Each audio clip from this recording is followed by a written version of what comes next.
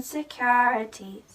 I try to ignore them, but it's hard when you feel you're not good enough.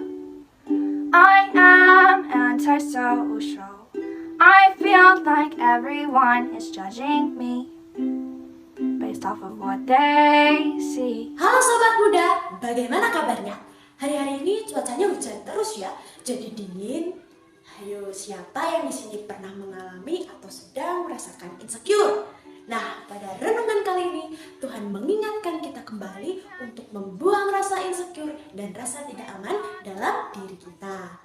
Sobat Muda, jika kita melihat kembali pengalaman-pengalaman masa lalu yang membuat kita menjadi insecure, kita akan menemukan 3 penyebabnya. Pertama adalah penolakan.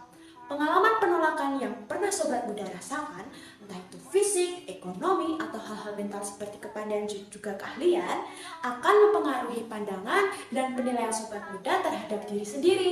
Dan akhirnya kita memutuskan memberikan nilai kepada diri kita sesuai dengan nilai negatif yang orang lain berikan. Penyebab yang kedua adalah suka membandingkan diri. Ketika kita membandingkan diri dengan orang lain, kita cenderung untuk sombong dan rendah diri. Sombong jika kita merasa lebih hebat dan rendah diri ketika kita merasa kurang dari orang lain. Membandingkan diri selalu membuat kita lupa dengan apa yang kita miliki, tetapi membuat kita berfokus pada apa yang tidak kita miliki dan dimiliki orang lain. Penyebab yang ketiga adalah kritik atau penilaian. Semua orang berhak menilai kita, namun tidak semua penilaian itu benar dan berguna.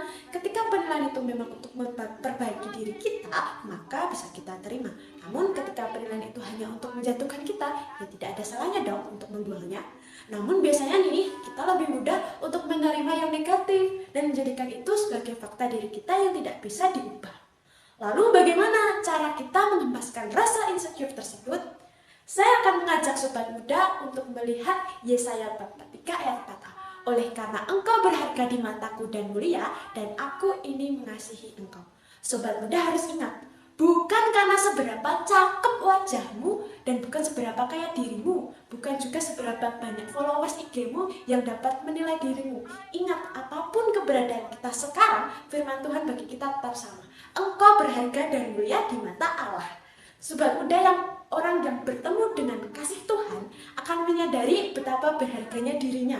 Karena semua hal yang membuatnya tidak berarti sudah ditebus dan sudah dibayar dengan harga mahal, yaitu dengan pengorbanan Tuhan Yesus di atas kayu salib. Sekarang saya akan mengajak Sobat Muda untuk melihat salah satu tokoh dalam Alkitab yang pernah merasakan insecure. Namanya adalah Zakheus, seorang pemungut cukai yang kaya dan bertubuh pendek, yang tidak disukai oleh bangsanya sendiri karena dianggap berkhianat dan menjadi pekerja pada pemerintahan Romawi.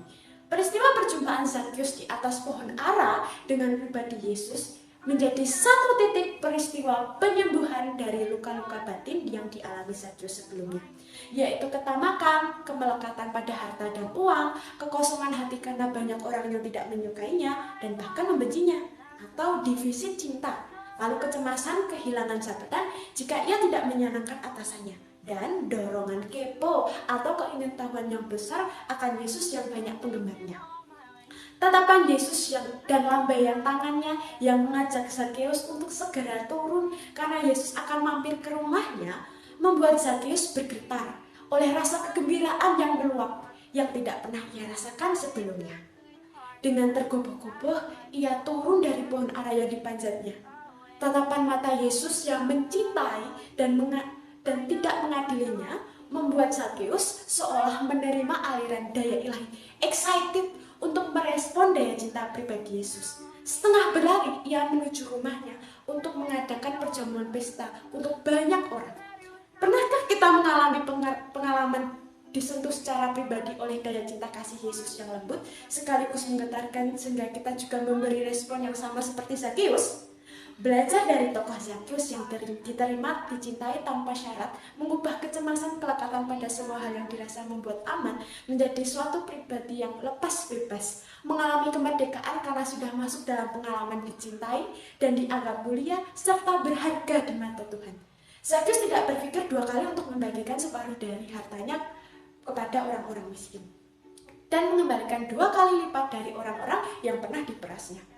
Zacchaeus mengajak kita untuk memiliki hati yang tenang, gembira, karena hidup baru dalam pengalaman perjumpaan pribadi dengan Tuhan Yesus yang telah menyembuhkan dan membebaskan.